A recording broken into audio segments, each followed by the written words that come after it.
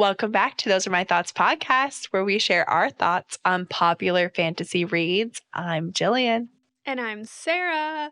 We are talking about the book Direbound by Sable Sorrenson, which, cool enough, is by two female authors again, Eliza and Annie. Their pen name is Sable Sorrenson. This is the second time we've read, how do you say that, co-authors? The first time was The Ascended, Riftborn, Duskbound.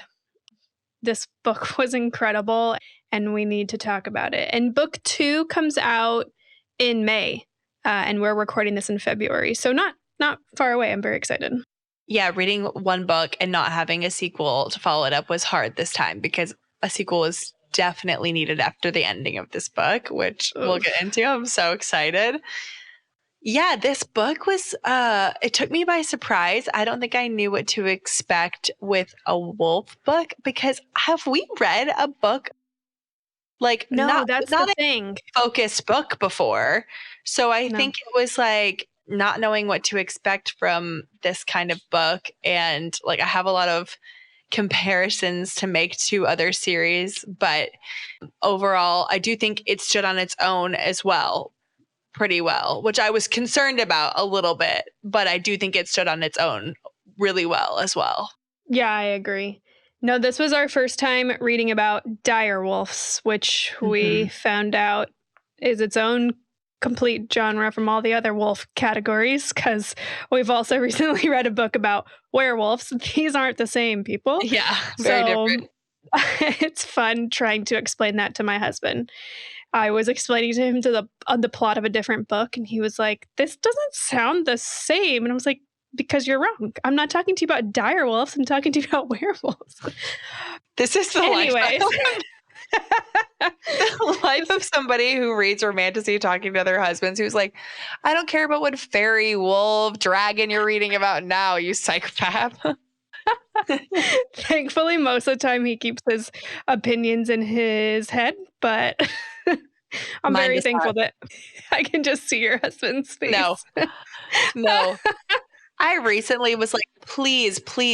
I'm like begging him, like I'm asking him to start with something I think he would really like, which is Fourth Wing. I really genuinely think he would like Fourth Wing or Throne of Glass, but like either of them. I think he would. Like truly, he would like them. Like I know he would like them. And he's like refusing out of principle. He's like, no, because you like what them. What freaking principle? That's the stupidest thing I've ever It's like the hipster principle. Like, you know what I'm saying? Like hipsters like, oh, I don't like what you like. It's too mainstream. I don't want to listen to it. And I'm like, but you would enjoy it. And you know, it would make me so happy. I don't know why he likes to make me happy, but he's putting his foot down about this, and it's like making me angry. Well, I'm like, just read it. One of our husbands is going to give in eventually. I mean, we're on like it's Rod. You think it'll be Rod first? Yes. And if Rod does it, do you think Kevin will eventually give, or that's going to push him even further away because he's going to be like, now Rod's in it? Now I'm realizing where my oldest gets his stubborn quality from. No, I don't think it will. He'll be like, cool for Rod. Won't matter. Good for Rod. Yeah. Like he won't care. No. Oh God. Ridiculous. Yeah. But this was a book. I don't know which one of us finished it first, but I absolutely had a moment where I was like, Rod, can I please just explain to you the plot of my book? He's like, okay. And so I try to be as fast as possible and not be too exaggerated and take too long. But I absolutely explained to him everything about Direbound. I loved it.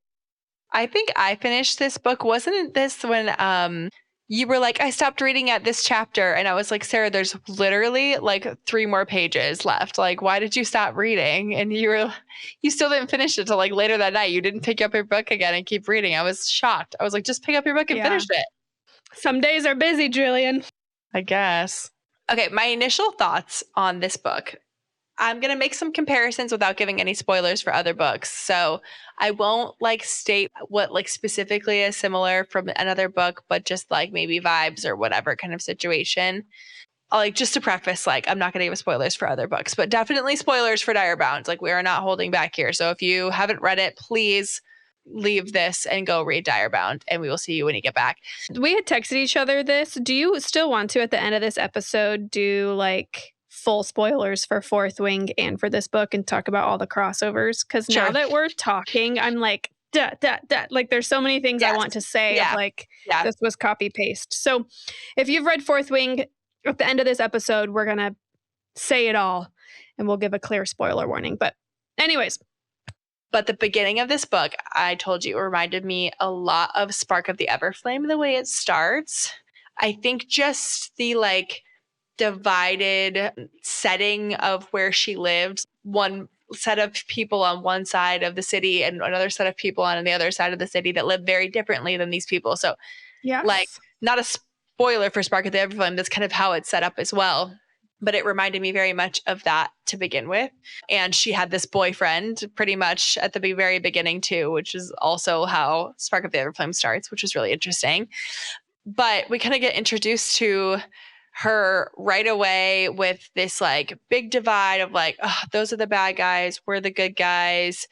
My dad's dead, my mom's crazy, I'm taking care of my little sister kind of situation. And I obviously know right away, like, okay, well, she's going to become part of the other side of Yeah, she'll life become something eventually. powerful. Yeah. Yes. And we obviously meet this boyfriend right away, Lee. I feel like we both obviously know, like, okay, Lee's not end game, but I don't think either of us thought this man was sticking around as the main male character for the entirety of the book until the last couple chapters. Yeah, that was a great surprise. Great. I was hoping that would fall apart sooner. You and I message each other multiple times to say, okay, we realize, and it's just because of how many romantasy books we've read now, was the only reason so quickly we were like, okay, so this is her boyfriend, and clearly he's not the one. But we said to each other multiple times, okay, we know he's not the one, but I really like him. Like, he's not giving any red flags. First of all, I think the opening scene is like her in an underground fight ring. I think of Fight Yes. Club. Is that the movie, Fight Club? Yeah. That is literally what went through my brain. I enjoy because also, if you're watching this, do you like my fingernails? Oh my gosh. Sarah, If you've you're been with us attacked. on YouTube, it's really obvious. I have She's to call it missing, out. yeah, she's missing 4 of her 5, Red. yeah, 4 of her 5 nails on one finger. Are they fake nails? Is that why they've just fallen No, off? it's gel. They all like peeled off. You just ripped them off. That is I so ripped them me. off. That is so me. Okay. Back to book. That's how quickly I get distracted. Okay, it opens up with her in the Yes. Fight Club Thank you for reminding ring. me. Yes. I enjoy that immediately it tells you how supportive he is. Like, typically you have a toxic male who is getting intimidated when she is stronger than him, and instead he's like smiling watching her beat these men probably double triple her size. He's cleaning her up afterwards. It's almost like he's actually turned on by how much she can hold her own. And so immediately I'm like, love you. Great. Green flags. Love. Yes. Yes. But. Well, first of all, let me just say, I love when a female main character is like scrappy and strong to start off with. Like, I don't love the whole like trope of like weak little blah blah blah has to train so much because she just does No, nothing me and has neither. never learned anything, whatever. So I think just having a female main character that like is scrappy and is already better than most of the other men she's fighting, and she's like absolutely sweeping these men and like stealing their money and all of this stuff. Like, loved that little part of it. But about Lee, I feel like you can kind of tell, besides the fact that he's the first boyfriend, he does give green flags overall. But like, I feel like from a romantasy boyfriend aspect, he's almost like too sweet. There like isn't a lot of banter. There's no giant amount of chemistry. He's really caring and empathetic, and he takes care of her and he takes care of her family, and he like cleans her wounds after she's done. So he's not like stepping in to like he's not like insecure in any way, but also like he's a little too nice kind of situation. Okay. And I feel like that part is like you're not giving me butterflies, Lee. Totally. Totally, and it's obviously written that way on purpose, but I had the same thought that you had until a moment, and then I was like, "Oh," and I thought we would talk about this later, but I need to say it to you now because I don't think I texted you about it. There was something that bothered me in this book, and it was purposeful, I think. I had those thoughts about him too, like, "You're too sweet, you're too Wow. agreeable, you're not da da da da," until they were ever in the bedroom having sex. Yeah, I was just gonna say, because Okay. there he is, like, very dominant and Extremely dominant, wants to be in control, rough and gruff, like, those to each their own, right? Like, there's moments where that is incredible, beautiful, but it became every moment. And it had all my red flags where I was like, why are the authors like, why is it being written to remind me that every time she's in this vulnerable situation, he is wanting to dominate her, blah, blah, blah. Well, then it becomes like a really, I was just going to say to you when we finish this book, oh, I needed to tell you about something that bothered me. But it became like, oh, what a great plot point because of course he's a freaking siphon. So the, like, truest nature of him is wanting to but dominate and destroy and be in control. he doesn't become a siphon till the end. Did you know that? Can you, like, give me a timeline of when it Yeah, happens? right before she kills the king. So I think like before that night, but like right before she kills the king, after he knows she's gonna do it, kind of situation.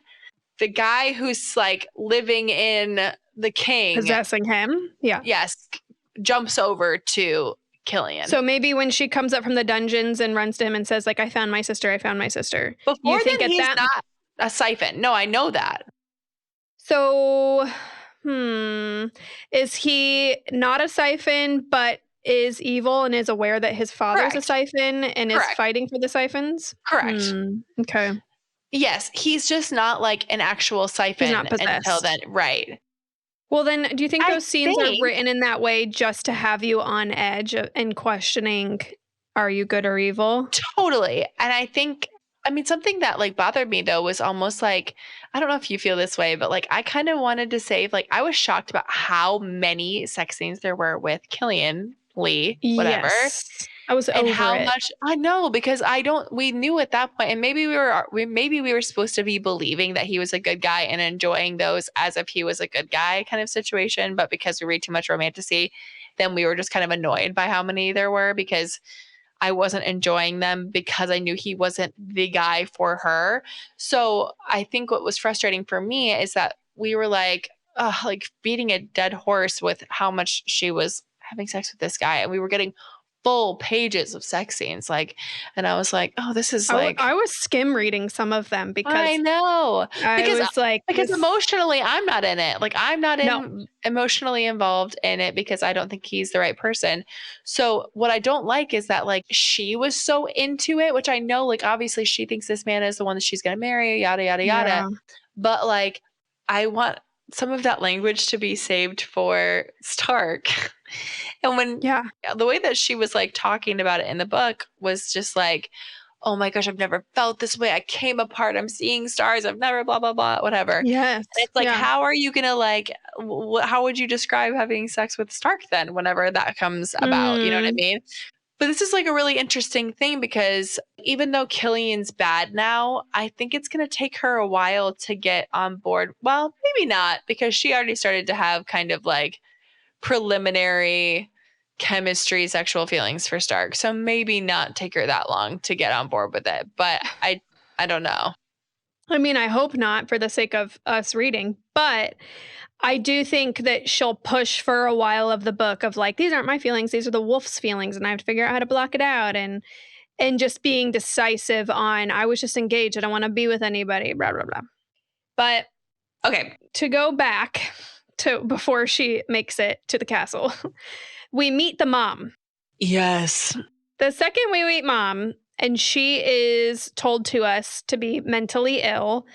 She needs all this medicine. She goes in and out of hallucinations and in and out of being with you here in the present. She sleeps all day. I didn't believe it for a second. Did you believe it? No. And I told you that like immediately. I was like, hey, so start of the book, the mom's not crazy, right? Like I was like, Yeah. Yeah, mom's not crazy. no. Another thing I enjoyed is that just the pacing of this book was great because you're introduced to her boyfriend right away, which means that yearning is introduced immediately, like chapter 1 Mhm. or 2. You're introduced to the problem immediately. There's these nabbers, they're taking the kids. And then the next chapter, she's like, Never. I have a solution. And she goes to her neighborhood old man and says, I have a solution. We're going to start training these kids. Like, I just enjoyed that it was like, oh, okay, so this is not going to be our problem. I couldn't figure out what's going to be the big problem, what's going to be the big villain, because we kept solving the things in the next page. But the nabbers did like remain a problem at large for the entire time, especially because her sister got taken so early. So like once her sister got taken, there was an obvious path forward, but she kept being like, I have to get to the front. I have to get to the front because that's where I'm going to see the siphons. That's where I'm going to meet her because she's going to be there with the siphons, obviously, because that's what I've been told. I think like as soon as she gets around anybody else besides the couple of people she surrounds herself with who have been fed the same information from Lee, as soon as she gets around anybody else that she meets and she says something about the nabbers, they're like, huh? What are you talking Yeah. about? And she's like, that's weird. They just haven't, wow, man, they must not have them there. Or, oh yeah, of course the bonded don't know about that. Like she like explains it away so many times by being like, oh yeah, well, those people wouldn't know. Or man, she's like, wow, I'm kind of surprised that guy doesn't know, but maybe he just like hasn't been around that. Like it's kind of a lot of that stuff, which is like, to me, makes it really obvious that something is up here. The whole time I'm like, what is the breaking point with these dang nabbers? And when she never even thinks this in her brain, I don't know, you and I haven't talked about it. When Killian brings her the nabber who she Yes, I have kills, this. I have it written down to talk to you about. who was Who that is he? man? Yeah. I was hoping that she was going to ask Stark about it. Does she ask him about it before the book ends? Mm-mm. She asks about somebody else. Oh, it's different. She asks about the person that threatened her life, and Stark came to her village to kill her before she ever knew who he was. Oh, okay, we'll get there in a second. Yeah, I literally wrote down who's this freaking person that she interrogated and got a tattoo on her neck because she needs to remember that she killed him. I'm assuming it's a random person that he said do this or but then like while they're literally on their deathbed, why are they committing to that role? I don't know. Oh my gosh. Can Killian, you remember Yeah, Killian's the worst. yeah. Sorry. Can you remember the first moment that you were like, Killian's clearly evil, but I don't know why? Well, when I found out he was the prince and the king was evil and doing evil things, and he's like, yeah, but like I don't like my dad. I'm gonna be different. And I was like, you liar. Yeah. You liar. But Because here's the she's having thing. all of these internal thoughts, kind of like, wait, you could have done something about all of this stuff and you haven't Yeah. because you're in Yeah. the prince position. We've been talking about these nabbers. We've been talking about whatever, and you could have been making a difference and you haven't been making a difference. Why not? And he was kind of like, I couldn't because, or blah, blah, blah, whatever. And none of it made sense. And it was kind of like, no, I never believed he was a good guy. Like, I don't know that, I don't remember when I thought like, this man's bad. I don't remember either. And we text each other multiple times. Okay, he's not good, but how? But these freaking authors did a great job because every single time where I was like, okay, here we go. We're about to get like an italics in the sentence of like he winked or he smiled or and every single time that he had a response where there should have been a tell, I was so convinced by like her saying, I could see the fury on his face, or I could see the grief in his Oh, eyes, or I could, and I'm like, wow, like that this did has to get be me. real. The way It that has to she be was real, or what an actor. the way that she was reading his facial expressions, because that's so much of how we read and figure out like the MMC. It's like, oh, he's angry. Oh, he's sad. Oh, he's, you know, whatever. And it's like, oh, okay, oh, this thing happened and I could see like, a flicker of rage past his face or whatever. Like who could read Shocking. emotions like that? But they always can read emotions exactly accurately. So it's hard not to try to like believe that. And it's like, She has moments saying to herself, and I was watching his face very closely to make sure, da da da. And there was, I saw it. There was the grief in his eyes. I yeah. was like, oh, okay. Like, even she's skeptical, and she found it. I don't. Yeah, that did get me too, because I remember thinking like, okay, maybe he's not like horrible. Maybe he doesn't know about it or whatever. Yeah, probably not until like I had like all this gut feeling, but I was like, maybe he's not. I don't know. And then it wasn't until, well, I would say when she came back from the dungeons to tell him about the kids, and he was so like not surprised, or like she did say like, I saw grief or fury or rage in his eyes or something like that. But like that was the moment I was like, he's about to screw her over completely. I have to be honest. I was expecting it to be the moment he was going to screw her over, and he got me with his response. I genuinely was like, I reread this paragraph 3 times. I still can't find holes in it. Okay. But the second Right. that she does kill the king and she That's what sees I'm him saying. smile, I'm like, okay, that's what I was expecting. Here we Exactly. Yeah. No, that's what I'm saying. Like I knew after that moment is when he was going to go. screw Okay. her over. Okay. No, in that moment, yeah, same. Like she was like, oh, he was like so sad for the kids and whatever. No. Along that storyline, the second he proposes to her, I'm skipping a lot, but Barf. her mother has just died, which we'll come back to. And same day, probably same hour, he's like, and because you're in this deep grief, this is why I would like to be engaged to you. Gets down on one knee and like, will you marry me? History of ever, that's not the moment for you, dude. Like, I don't care what your intentions are, put them aside and wait for a moment. So puts the engagement band around her wrist, and the I know. second it touches her, I'm like, get that thing off of you. I don't know what it is, but it's not good. Well, so okay, we haven't even sorry, we're just talking about Killian. We haven't even I gotten know. to the like important parts of this book. We haven't even talked about the wolves at all. I feel like we No. need to like take a step back because I have thoughts about how her wolf interacts with her during a lot of this stuff. So let's back up a bit because so she signs up for the military to just be on the front lines, but because of the weird timing, she's got to go through the bonding trials anyway. Like it's like Of course. what? Of course she It was does. like, wow, the worst timing. Everybody who signs up right now has to go through bonding trials. It's like, okay. So wait, now that we know what we know, clearly he made that happen because she needed to bond a wolf to be the queen that they wanted her to be and have the power. That's the whole point. They needed somebody from her generation to bond a wolf, Okay. Okay. right? I guess. I guess. I don't think I knew that they wanted her to bond, but they needed. No, not necessarily, right? They needed her to bond. The whole thing is like Stark and his family have been waiting for somebody from her generation to bond a wolf, and then Killian says the same thing once the siphon possesses his body. He's like, Okay. we've just been waiting because Okay. that's the only way to get the full power from her. Got it. Yeah, then he must have arranged that so that she was like, oh, I didn't even know it was coming up, whatever. But Weird. the trials, like the first part of the trials was very interesting. Like we're reading it, it's so much death. This book is gory.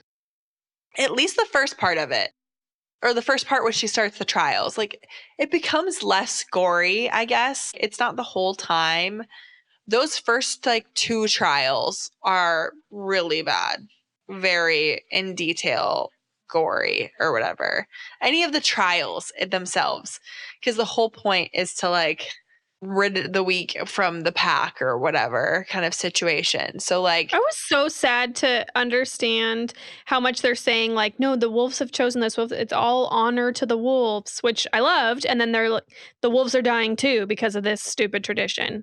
Every time I was like, "Okay, I guess the riders, like, if they guess that they're weak or same. whatever." But the wolves? You wanna I'm sure the dire wolves are there's not a huge population of them. Like, why are we Well, killing them? this is where I have a hard time. I'm going to not try to talk about any plot points in Fourth Wing when I relate any of this stuff. But there is a lot of similarities between this book and Fourth Wing. I think it's very well known that they're very similar vibes. So if you like Fourth Wing, you'll probably like Direbound. The book is also marketed by Like that. Fourth Wing meets Hunger Games. It's on their website. That's how they talk about it. Okay. Yes, I can kind of see that. But definitely the Fourth Wing part of it and like bonding with a animal or whatever, like that whole portion of this. And then also something that's very similar is the amount of death you get used to because of like what they have to go through and them killing each other off to get bonded to an animal, whatever. That whole part is like very similar. So like I was like, okay, this is very Fourth Wing-esque. I'm reading this, whatever. But there was parts where I was like, oh, this is like describing it in so much detail. I'm like, ugh, ugh, ugh, ugh, ugh. It was Yeah. really gross. And like one after the other, people dying. But she befriends these two twins, which Yeah, I love I have them. loved them. I said this to you. The very beginning of the book, the mom is crazy. She's saying weird things to them. I think it's like in the first chapter when we are introduced to the mom, she says something in her episode. Hallucination. Yeah. She says like something about the twins. And then we meet these twins that she ends up befriending and becoming best friends with down the line. Do we think they're the same? And do they play a bigger role in the future? Because I think so. I'm just going to go with you because you were the one who reminded me of it. And I think that that would be an amazing plot point. I hope that that is true. Yeah. No idea. But she befriends these twins. One of them is hard of hearing, not deaf, but hard of hearing. And so they're sign languaging up the side of the mountain, whatever. And because she saved one of their lives, they're like, cool, we'll save yours. Yeah. Which I was a little wary of, but Same. I was like, okay, well, it's odd of her to like kind of trust them so completely off the bat when she did save one of their lives, but then also like they all seem to be turning on each other and she's a commoner and they're bonded and blah, blah, blah, like all this stuff. But what was interesting is like, you tell me how the top of the mountain goes. So she gets all the way to the top. People start bonding with the direwolves. And she's like, act cool, don't make eye contact. Just mentally think to them, I don't want to bond, I don't want to bond, I don't want to bond. Which I was like, what? So this wolf comes up to her and is like makes eye contact. This giant wolf who somebody's from across the thing says like, oh, she's never bonded before. Whatever. Yeah. You're like, oh, perfect, that's her. She's like so old and wise and blah, blah, blah. She comes like walking across, forces the bond on her. And she's like, I don't want this, whatever. And they start this extremely hostile relationship off the bat. I don't think I was expecting the hostility to go on for as long as it did, because it goes on for a very long time. And like kind of in retrospect, once they actually start talking to each other, you can kind of see why she did it a little bit. But I don't think like, it obviously makes sense. Like, hey, why would I respect you? You don't respect me. You're being mean, whatever. I wanted to see if you could do this, all the things. But it's like, okay, well, her hair turned silver right away. She was obviously the chosen one. You couldn't just be a little bit nice and like talk her through some of this. Even if you were holding some stuff back, she like left her to her own devices kind of situation where she could have helped her out a lot more. And she didn't. And maybe she feels like she had to because it had to teach her all these lessons or whatever. But I'm like, I was mad at the wolf for a lot of that part of the book. I agree. second you on everything that you just said. Wasn't expecting the hostility to go on as long as well. Was really surprised by that dynamic. Remind me, I think the wolf was also bound to this blood magic oath that she also could not say anything. Well, she couldn't say anything about the like her like why she was unique and why her hair looked like that and blah blah blah. Whatever. That's fine. That's not even what I mean. I mean, she didn't talk her through the trial. She didn't talk Yeah, her literally through nothing. anything. Like she was like left her on her own to like fight for her life in these first few parts and wonder if she was gonna Yeah. live and wonder if her wolf was gonna whatever and be like, oh yeah, well fuck you too to the wolf or whatever. And it's Yeah. like, okay, calm down everybody, you know? So I guess I Yep. just like was surprised by that. Not like she had to share everything about their deep dark secrets off the bat. That's not what I mean. No, but she was cold as ice. Yes. I was surprised by that. There's like a culture moment in this book where nobody cares about nudity. Sex is super fluid in this group. So she Hmm. has this shocking experience moving to the castle. And I don't know if orgies are explained, but it feels very, it just feels like every time she passes through a room, she's like, and they're all having sex. I'm going to go to my bedroom. Well, and what makes me laugh is like she finally says to her wolf when they're like talking, like, well, everyone's having sex so that, you know, you can To find your find their, mates or whatever. And she's like, that's not you idiots. Like, no, I no one loved cares that. about that. She's like, we let you guys do that because you guys need to like let off some steam after all these crazy trials. I loved that.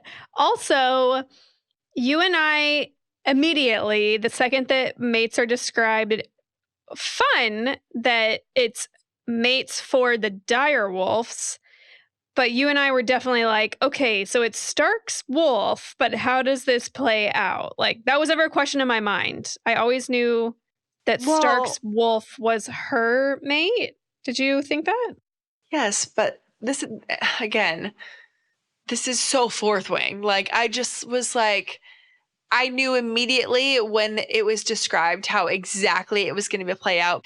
So Yes. I think like I heard it and I was like, okay, here we go. And speaking of, and I think we had this question, like she says something about communication between the wolves, whatever, and Anasa can talk to Stark, right? Or Yep. can Anasa Yep. talk to her wolf and her wolf can talk to Stark? But I think Anasa can talk to Stark. I think And so. so And I think Stark surely, can talk to Anasa. right. So obviously, Stark's going to be able to talk mind to mind to Yes. Done. Marin Yes. eventually. Yes. And I don't know if he just doesn't want to, because I said this, I was like really expecting by the end for that to have become like, okay, it was all revealed with the mates, whole thing, whatever. I was really expecting that part of it to have also been revealed before the end of the book. Like, hey, and yes, you can talk to them. Yes, we're mates, whatever. And I can actually talk in your mind as well. That didn't come up. And I don't know if he just Mm-mm. doesn't want to scare her off the bat. Like there I was think so so. much coming up. And he was like, I don't need to be like also adding one more thing. Like, hey, by the way, I can speak into your mind. He was like, you've got enough to deal with like your crazy sister now and all the other things that are happening that like I don't need to add this on. But I was really expecting that to have been revealed before the end of the book. I think so. I think he wasn't wanting to scare her. That was my thing. And it makes it delicious because then it means that in the next book, we're going to get even more tension from that of him explaining what their connection and mate bond means in book Yeah. number 2. I think all of that buildup will be for that.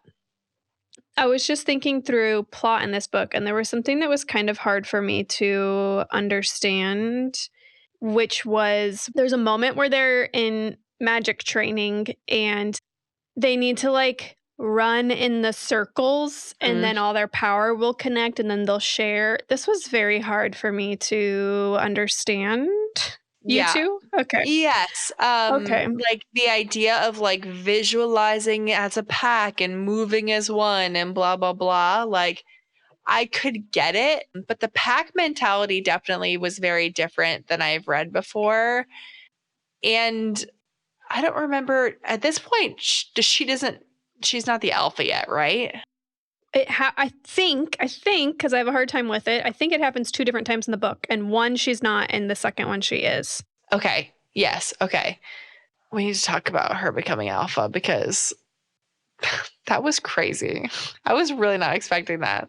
Yeah, very But quickly. no, it was like hard to picture like that moment and like the magic and stuff. But well, again, we'll talk about this later.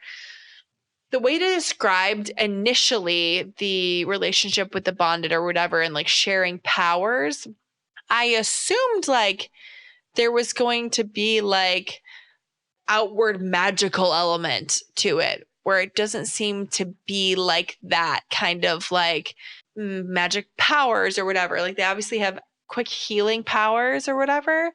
And then each individual pack like has their own like power. It's very mystical and hard for me to grasp that Yeah. magic. Like, even her magic is what? Foresight? So she understands intentions right before they happen? Or is it just when it's in war? Or is it always? Or I don't understand. And then Deimos, that Stark belongs to, what? It's just like an extra force of power? I don't Yeah. get it. It's a little bit too abstract for me. I was And I picturing was just kind of like, okay. What? I just was picturing it so like the way Damus, and it was like a blast of Damus power or whatever, and it was just like like I don't know, just like these little like I can't even like think it wasn't even like I thought it was like obviously it was strong or whatever, but like I pictured it as like a tough gust of wind kind of situation, like Yeah. that was like powerful or like a little mini like explosion kind of thing, but like yeah, like it was hard to picture how her pack, the strategy pack, like Strategos or whatever it was, like Yeah. how they like obviously they have powers within war, and you could kind of see that like yes, like you could kind of like from a war perspective when you're connected in the pack, it seems like that's when the powers really click in. But no, she doesn't have that all the time. Or it seemed like she didn't have that all the time, like in her normal life. So I guess I was expecting more, like less specifically to war powers and more everyday powers. just everyday Who I am powers. now. Yeah, like I don't know. Me too. Not that I'm disappointed by it, but it's just like an interesting dynamic or whatever, I guess. So Can we talk about her getting her first tattoo? As Jillian licks the microphone.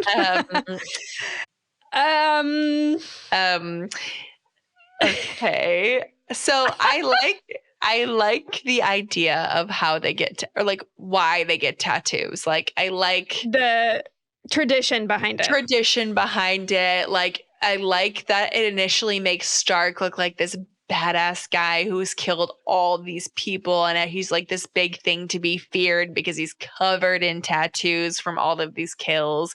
And then when he's explaining it to her later, he's like talking about these ones on my neck for people I had to kill that were peers of mine are not a point of pride. They are a point of like, not like sadness, but like deep remembrance. Yeah.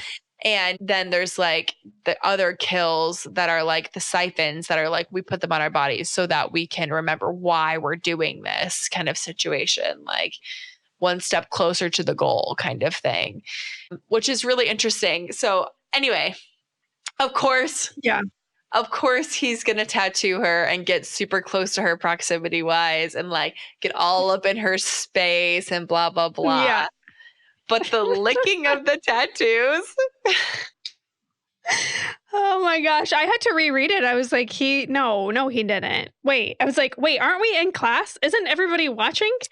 We weren't in class. Yes, they are. They were just sitting in the middle of the common room, weren't they? They were all in the like common area. Not the first time. That's how I pictured it. Oh, the first time I was picturing like they just got done with the lesson and he's like, come to the center because the twin friends are watching. I could have sworn it was a class, but I don't remember. But one of the times is in a common room for sure.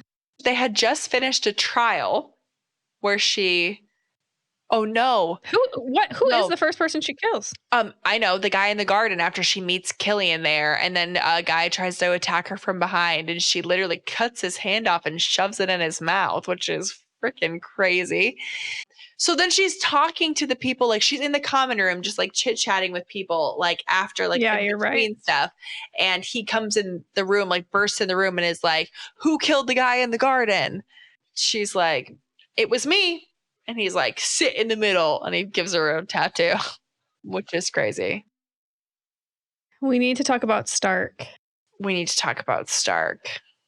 I'm so excited to get more of him next book. I said this to you. I think book 2 is going to be so much better than book 1 because we're going to actually get the real romance we deserved, the real tension we deserved, all of that kind of stuff. I'm hoping will be in book 2. We've got like some of the tension building starting in book 1, but not like it was still very much like she's like, "I'm with Killian," and they were not like, it was like starting to get to know each other kind of situation. But then we're going to have the mating bond next book and the mind to mind speak next book and all of these things that I'm like, really excited about. So yeah, I'm very excited for book number 2 too, because I agree with you. I think it's gonna be a lot of yearning and tension building. mm-hmm. I think we're in agreement that when we first met Stark, when he strolled through the village town and he was described as the one that was dangerous, he was described as the one who is going to kill me, he was described as the one who, it was just like danger, danger, danger so many times on the page. She was like, okay, so this man, he just like killed this guy. Disgusting. This guy sucks. Like, he just killed this man, like in the middle of the square, dragged him behind him. And in my brain, I'm like, okay, bookmark, you're our MMC. I don't know how, but keeping my eyes on you. So then anytime he's on the page, I was genuinely impressed at how many times there is just hatred between the two of them. And I enjoy that once we do find out who he is, and he's like kneeling before her in the dungeons to my queen. I enjoy that she was like, "No, but you've hated me." And he was like, "Of course I've hated you." I love that he confirmed it. He's like, "Of course I had hatred for you. You are literally our salvation we've been waiting for and are choosing to bed and be engaged to our literal enemy. Like, of course I have hatred for that situation. Yeah. Of course." So I do enjoy that it wasn't like we got to the end of the book and it was like, "Jokes, you always thought I hated you, but I was deeply in love." Like, I love that he confirmed, yes, that was real hatred you were seeing on my face. But it was like a jealousy plus, like, obviously he's like, "What are we going to do about this? I'm bound to not talk about it from a blood oath perspective. And here you are, and I can't say anything. And I'm like pissed about it because you're just not supposed to be with him." And he's like, "And I've been following you around your whole life, protecting you, and you have no idea. I've been out here killing people that try to hurt you." He's like, "Oh, the whole fact that like when he was like, I gave you that dress and I did those things." Like she was like, he took credit for that. Killian took credit for that. And I was like, we could not see on page. There was not a moment where we could see deception in Killian for being like, he was like, "I'm so glad you liked that." Yes. And I can't wait to take it off of you, blah, blah, blah. Like, it seemed like all his plan. Yeah. No, I loved it. Oh my gosh. Getting those couple of sweet, softer moments from him, and also like her feeling the direwolf's mating bond at the fullest extent, and her looking at him like, "This is what you've been feeling the whole time and have been controlling yourself? Like, how do I control myself?" And then Anasa like kindly puts up a thin wall so she's not overcome by it. Oh my God. But even when he starts, okay, so like she becomes the alpha, which did you feel like that was too soon? Yes. Yes, yes, yes. Okay, which I mean, I guess maybe that's the point of this or whatever, but I was like, oh, she's not even through training yet. You're gonna make her the alpha? Like that's kind of crazy. Who's even going along with that? Obviously, it's the wolves' idea. They obviously know like she's our salvation, like we're making her the alpha kind of situation, but like also Yeah. it was just like bad timing and it was felt too soon for me, whatever. But so she gets into this alpha training. Oh, but it's fun to think about that with what you know from end of book because Stark's mom also has all the information. It hasn't been Right. blocked from her. Right. So she's like, here's our chance. Got to make this person in power. But that's crazy. Yeah. Okay. Go ahead. So she gets into this alpha training with Stark, which I was like, yes, forced proximity for a little bit with the two of them. He's like beating her up. I was shocked because normally when you know that somebody's going to be the love interest, they're like not wanting to hurt them, not wanting to see them in pain. And he's straight up like punching her in the face. What are you talking about? There's been plenty of books that are exactly that. Like that is what I love about it. I can't think of any right now. Air of Fire. Oh my God. They're both Yeah, straight okay, up great. punching in the face. Straight up. Yeah, you're right. But there's like he's kind of like letting out his tension about the subject on her because he's so frustrated with her in general. He's like Yeah. beating it out of her. But also like I think he knew he's seen her fight in the rings. Like he's been there for all of that. He watched that. He's been like following her and protecting her. He knew what she could handle, what she needed to learn. And I love a good teacher. And like he wasn't killing her. He was literally like the wolf can heal her. He was kind of just like pushing her to her limits kind of thing. But I love, love, love, love, love, love, love, love, love, love, love, love, love, love. They get through some of this training, and then they hear from her beta that there's children on the front lines. And so she goes and Stark's like, I'm going to. And the moment Anasa was like, yes, they're coming. Nope, they're coming. They're protecting us, whatever. And I was like, okay, well, because you guys are mates, like obviously Yeah. they're coming with you. But as soon as they're out there too, like she defers to him a little bit and he like walks in, owns the place. So sexy. Like whatever, that whole scenario. So sexy. I was like, Every time, write me 60 of those scenes. Every time when he's walking through a village and everyone is like, "You are our hero," and he's like, "Please stop looking at me. Please shut up. Please don't sing me your war she's song." like, Because wait, everybody loves him here? Yeah, the war song you guys about think him. he's nice. He goes up and scolds him afterwards. Oh, we got a one bed in the inn trope. Thank the Lord. Kind That's of, great. yeah. But yes, like when they're like doing this whole situation, there is times like he defers to her, like she steps up and says like I want to do this and he's like, yeah, he like lets her start to take the reins on some Totally. You're stuff. right. You're And right. I love that he's kind of like taught her some things but respects her position as alpha of her own pack. And Well, in his brain, it's his queen. totally, Oh. totally. You know, a moment that I'm never going to forget from this book, and it could be small, but it's just what you know now by end of book, is when one of their very first scenes together, they're in training and she's getting beat, and he stomps over to her, rips her shirt up to look at her stomach and sees bruises everywhere, and looks straight at Anasa and says, "You gonna do anything about this? You wanna do anything about this?" And she like just looks at him or whatever, obviously doesn't. So Marin has a completely different incorrect perspective of the situation. And now knowing what you know and thinking back on that scene, I'm like, oh, it's so great. You have this like protective one, like has these mixed feelings for her. Two, it's my queen. Three, like, are you gonna freaking help her? Are you gonna protect her? No? Okay. Oh, I love that. I Love loved that. all of that. I just like, yeah, the dynamics were so good in this. And I'm excited to get more of her and Anasa together next book too, because I actually think we're going to love their dynamic next book. Yeah. There's just was so much of this book spent like kind of fighting with each other. And then we're finally kind of able to like all guards down, talk about everything now that it's all out in the open or whatever. But my question is like, so there was this like blood oath. How were they able to like kind of tell her everything at the end of the book with the blood oath? She can get any details she wants if she gives a direct order. Is that what it is? Or it's because she has the Yeah, but crown? the Or only because maybe. No, something changed. I don't remember what, but there is a reason that she's able to know. Okay. We can move on from Stark. Well, I wanted to talk about the children at the end of the book. So we see the kids. When she finally sees the kids in the bottom of the castle and she realizes they've been here the whole time. The kids have been here.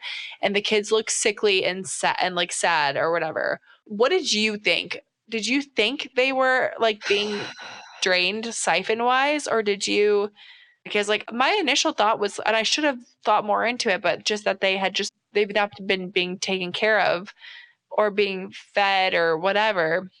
But then even in my mind that didn't make sense because they like in the bottom of the castle they still had like they had like books and they had like beds and they had like things like that in the cells, but the kids were kind of like comfortable, but then Mm-hmm. also looked like sickly, and I don't think I clocked that. Yeah, I did not put together, oh, they're making siphons. No, I never put that together until Sister changes at the end of the book. When I first found out, I had a little bit of this thought when it was like nabbers and kids are being kidnapped. I was like, "Ooh, we're keeping like kids a part of this plot. Don't love this." And then when it was like children being kept underneath the dungeons and exactly everything that you just said, my brain went really dark to like real life world events. And I was like, "Ugh, I don't love all these crossovers because it's uncomfortable, because it's so real and true. And I hate it." So my brain went there and I was like, I think I immediately kind of crossed off. I don't think we're being like sexually exploited because of all the comfort and they look kind of okay. They don't look haunted. And so then I just kind of figured there's got to be something that they can take from a child's essence that makes them stronger. Yeah. That is the thing that I kept with, but I just assumed that it was blood. I did Yeah. not ever think, "Oh, you're creating them." So I literally wrote down in my notes to ask you, do we think that part of the Siphon's plan is that they're creating a child army? Like, is there something about turning children into siphons that's gonna be stronger and help? Yeah. Why children? Why aren't we just collecting humans, putting them in dungeons as fast as possible to make all these siphons? I don't There's know. gotta be a reason that it's kids. Yeah. No, they said Ugh, something about that's that. Like, gross. yeah, they said something like you're saying their essence is stronger or whatever. They make them stronger. Maybe they're stronger. And then also like you get them from a young age. Maybe that's part of it too. I don't know. Yeah. But I think like they're a vulnerable people. And so they're Yep, easier to yep. control. So I think maybe that's part of it too. But I did not see her sister become a siphon before the end of the book though. I was so shocked. I was reading in the car, Rod was driving, and yeah, I was like, "Oh, I will what?" say I was worried. So like as soon as she tells Killian, the kids are there, we have to save them, and he's like, no worries, we're Yeah. gonna save them, whatever. But she's like, oh, can't do anything about it right now because like where am I gonna put them? I have to like kind of get the king killed first and all of this stuff out of the way. So there was like gonna be days in between when she figured out that the kids were there and when, whatever. So I had thought like something's gonna happen to her sister. They aren't just gonna let her be after he knows that she knows she's there and all of this stuff, and she starts to put the pieces together. Like it's not gonna be. They're not gonna let him go Yeah. easy. No, no, So it won't be simple. when she leaves the dungeons and he brings her back to his thing and he's like, "Oh yeah, don't worry, your sister's upstairs, no problem. She's fine." I was like, "Really?" I remember thinking like, "Wow, that feels too easy for her getting her sister back." Mm. Like there wasn't You a big. know, I was focused way more on her engagement bracelet. Like, the second that we find out he's a siphon, I'm Mm, thinking, "What are your ties to him? He gave you something. It's still on your body. Get it off. There's gotta be something wrong with it."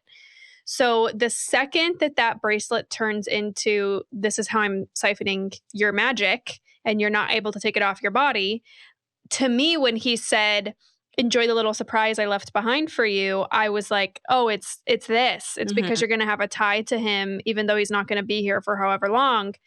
Psych, he's attached to you. So when that happened, I put the worry out of my brain because I'm like, oh, we figured out that problem, that answer. So when sister starts freaking out, I'm like, oh, I thought I already figured that out. I didn't know there was going to be another surprise. Yeah. And so no, that got me completely. 2 questions about that. Do you think that a plot point in this series is finding a healing for siphons? Because now there's somebody who's a siphon that we actually care about, and it's the sister. So we're going to find a solution to how to unsiphon you? Okay. And then number 2 is when we're getting the download, when she's in the dungeon and the crown is telling her of her history, of how she's been a queen for generations and da. There's never a clear, like, this is how siphons began and where they came from and why they came and killed us. It's just that you're learning about the queen's heritage. Mm-hmm. And then there's a time in the vision where she's breastfeeding in the throne room and siphons show up and murder everybody. But there's no backstory to what are siphons? Where did they come from? When did they start existing? Mm-hmm. So I have a lot of questions there. Yeah, no. What are they? How do we kill them? I agree. I feel like that whole backstory is going to be something that we learn. I think it'll Maybe be part book of. 2? Yeah. It's a trilogy. I think we're going to learn the rest of the information we need to know really next book about like the backstory for this. And then instead of dumping it all in the last chapter, we're going to learn some stuff next book. And then I think the plot will just move forward to kind of like defeating the siphons through book 3 is my guess. What was the question you had about the mom? Well, I have 2 more on this subject. One is, are you understanding? I don't think we're supposed to, but are you understanding what's going to happen when she has the sword and the crown together? Or we're not really supposed to know?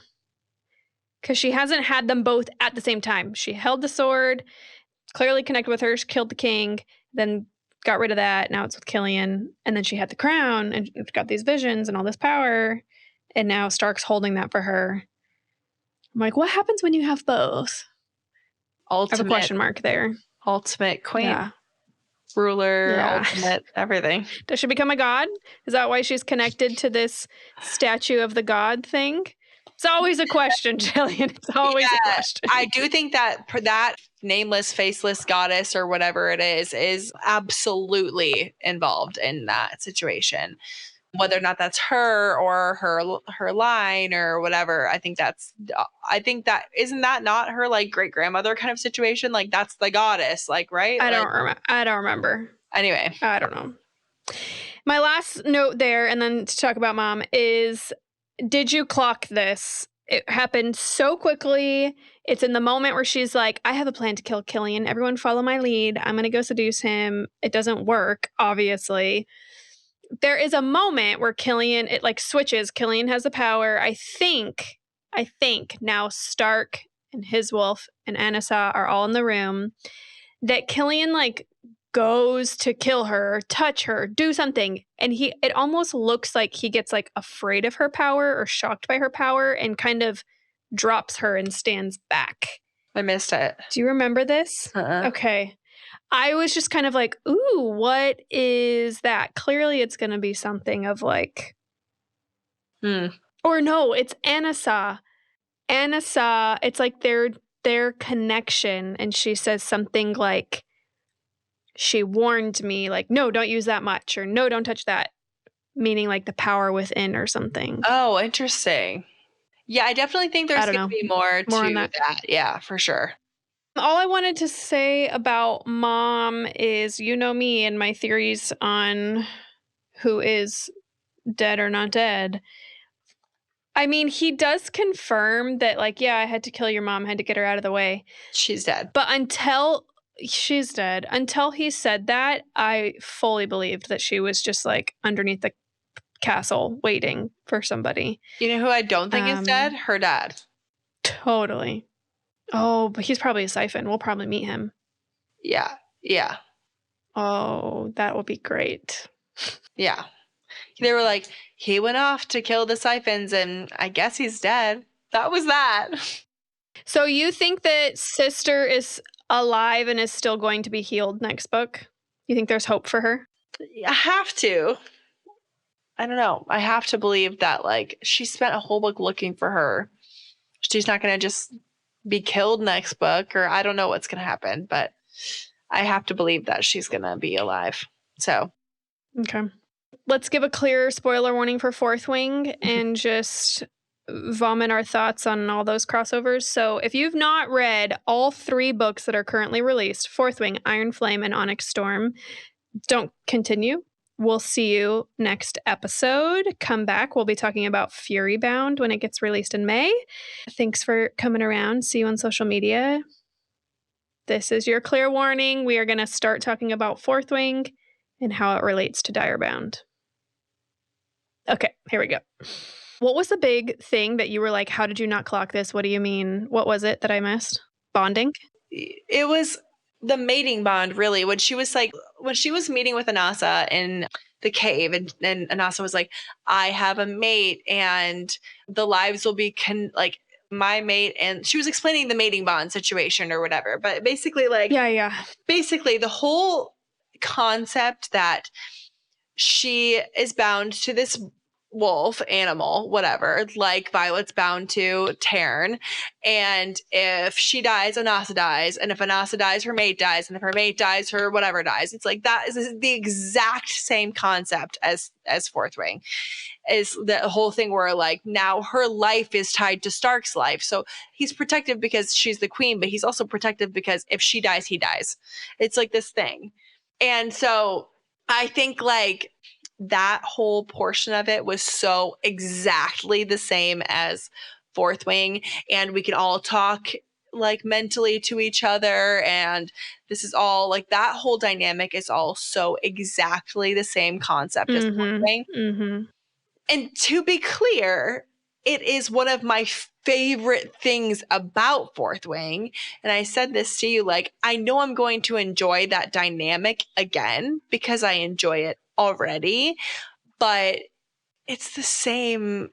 It's just like so similar. And to be clear, this is from people who have the perspective of loving Fourth Wing. We 5-starred reads all around. We don't really have anything bad to say about that series. So, and to be clear, everything we just talked about, which we just talked for a full hour about how much we love this book separate from its Fourth Wing things. Like, I do think it stands by itself. This specific dynamic, I think, is so exactly the same, which I'm not mad about. Maybe it's like kind of a trope in some ways. Like, but I was like so surprised about how the exactness of that scenario, because I do think it plays into the exactness of how the tension is going to build romantic relationship. Yes, correct. Yeah.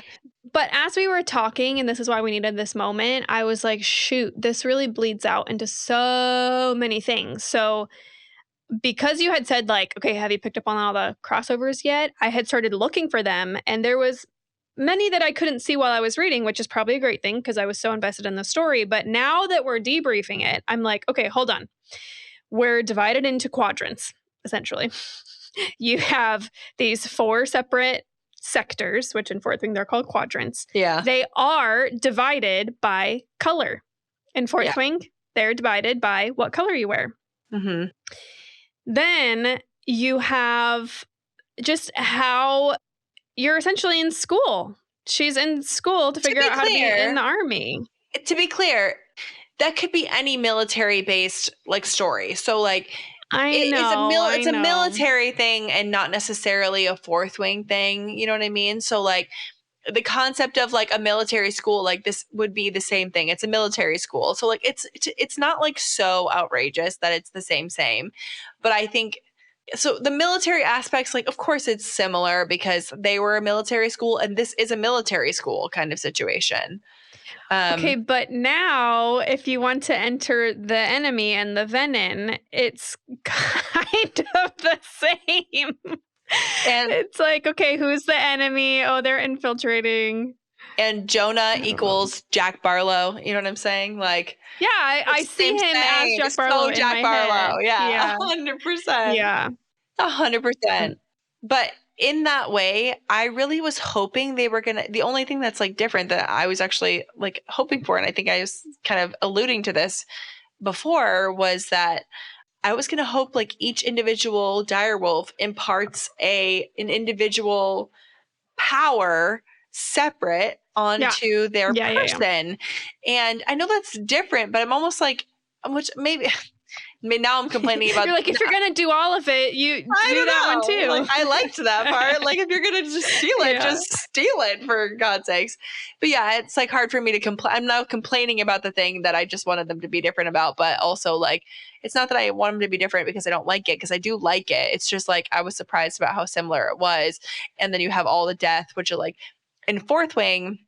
In Fourth Wing, the death makes more sense ish. Not really. Like obviously Violet in Fourth Wing says a lot of things, like when she's at Basgiath, they're like talking about, she's like, wow, everyone's gonna, like, people have to die. And Zayden's like, it's number one, so you can get used to death. Number two, because there's a lot of death other places, whatever. And we have to weed out the weak. It's very similar to that situation. But then they meet the Griffins in Fourth Wing, and the Griffins don't have the same like cutthroat system. They just like jump off a cliff. And if they don't make it, they swim to You shore swim. and yeah, whatever. Yeah. And she's like, why are we killing each other? Like, this is crazy. Yeah. And this is similar where like she realizes by the end of the book, they basically said, oh yeah, the king made that rule because he wanted to like have less bonded people, not because the wolves want to actually weed out the weak, which is interesting. But the concept of like weeding out the weak in a military setting, same Fourth Wing. It's very Fourth Wing-esque, which again, I'm not mad about. I want to be clear. It is one of my favorite books of all time, Fourth Wing. So I can't even be mad about it, but I do kind of wish the powers were cooler because they're not cool. Like I said in the episode, I have a hard time visualizing them. So maybe we get more development on that in book 2. We should be determined. All right. Well, that is wrapping up this episode on Direbound. Cannot wait to read Furybound. Very excited for book 2. We will be releasing an episode on that once it comes as well. So very excited. And those are my thoughts. Those are my thoughts. We'll see you next time. Bye.